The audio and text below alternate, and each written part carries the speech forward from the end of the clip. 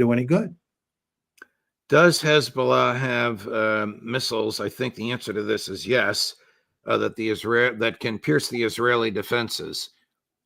Oh, I think there's no question about that. They have 150,000 plus missiles, and the Iron Dome system is greatly overrated. It may knock down a few of those, but it's not going to knock down many of them.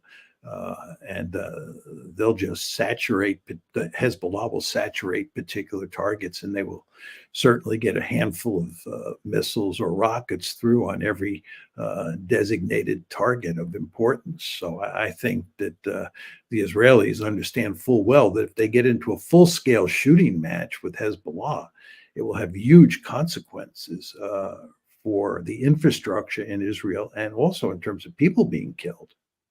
In what form would American aid come? Jets in the sky, ships in the Mediterranean, all attempting to destroy Hezbollah's offensive weaponry? Yes, I think that's basically it.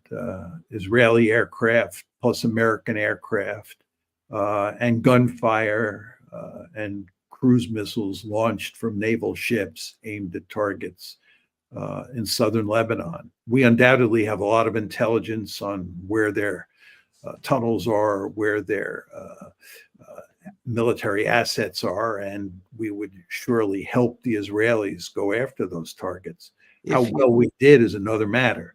But there's sort of two dimensions to a possible war. The one you're just describing is sort of an air and naval war, and the other is a ground invasion.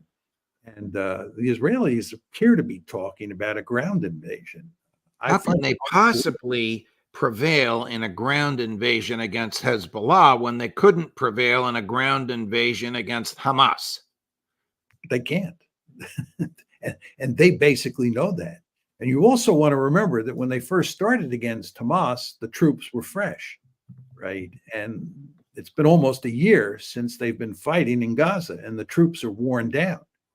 There are real readiness problems with the IDF ground forces, as you would expect. And therefore, that IDF army, or those IDF ground forces that are going to go into southern Lebanon, are going to have a lot of wear and tear on them.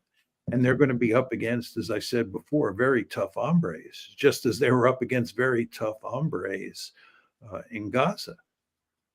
Professor Mearsheimer, always a pleasure, no matter what we're talking